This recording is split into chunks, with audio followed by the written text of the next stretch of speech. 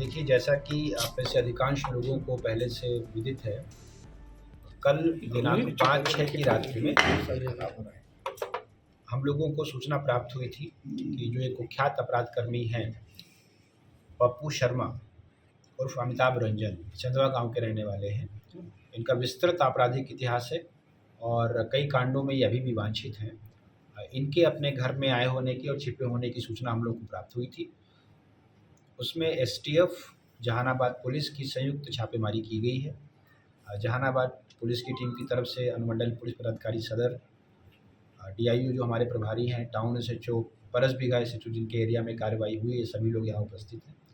और इन लोगों ने एक बड़ा ऑपरेशन चलाया और लगभग 10 घंटे से ऊपर सर्च अभियान किया है। और उस अभियान के परिणाम स्वरूप जो पप्पू शर्मा है, इनकी गिरफ्तारी हुई है, उनके कुछ सहयोगियों की गिरफ्तारी हुई है, उनके घर के सदस्यों की भी गिरफ्तारी हुई है। और सबसे इम्पोर्टेंट फैक्ट ये है कि ये पप्पू शर्मा पिछले काफ़ी समय से विस्तृत आपराधिक इतिहास के बाद ठगी का भी काम कर रहे थे और इन्होंने लगभग 4 वर्षों से स्वयं को मृत घोषित कर रखा है और उसका भी प्रमाण पत्र बनवा रखा है, जिससे हम लोगों को भी बहुत सारी न्यायिक प्रक्रियाओं में बाधाओं का सामना करना पड़ रहा था।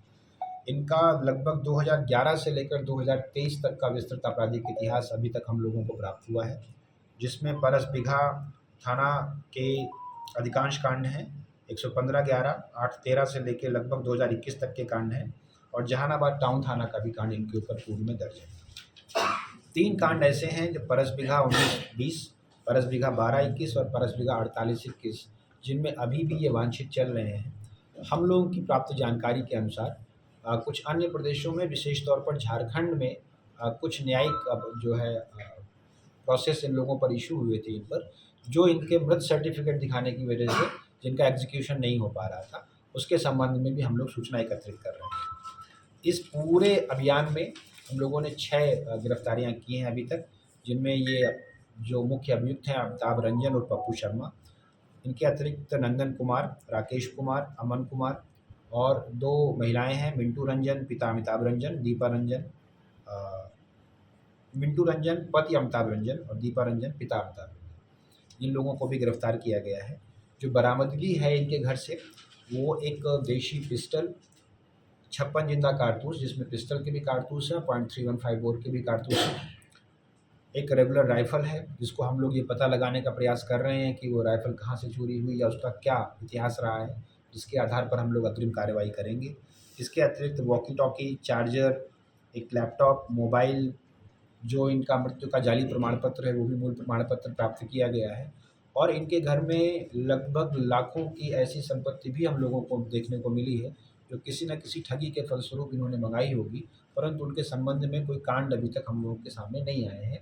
हम लोग का अनुमान है कि हम लोगों की इस कार्रवाई की आपके माध्यम से जब खबर जाएगी, तो और भी कुछ कांड हम लोगों के पास प्रतिवेदित हो सकते हैं, उन पर भी हम लोग अनुसंधान करेंगे।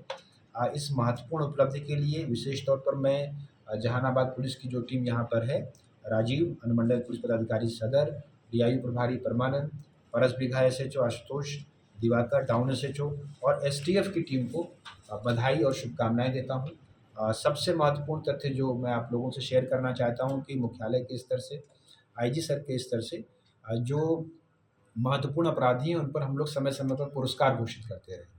तो ये जो अमिताभ रंजन और पप्पू शर्मा है, इन पर 2 लाख का पुरस्कार घोषित था।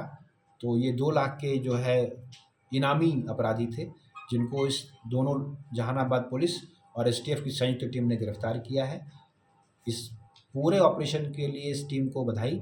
हम लोग आशा करते हैं कि आगे भी हम लोग इस तरह की कार्रवाई करते रहेंगे। सर, पुलिस के पास जीनियस क्या रोल है? हाँ जी, पप्पू शर्मा के इनके साथ जो 3 लोग पकड़े गए हैं, एक तो इनके घर की इनकी पत्नी ही है और इनका जो जाली सर्टिफिकेट बनवाने में उनका रोल रहा है।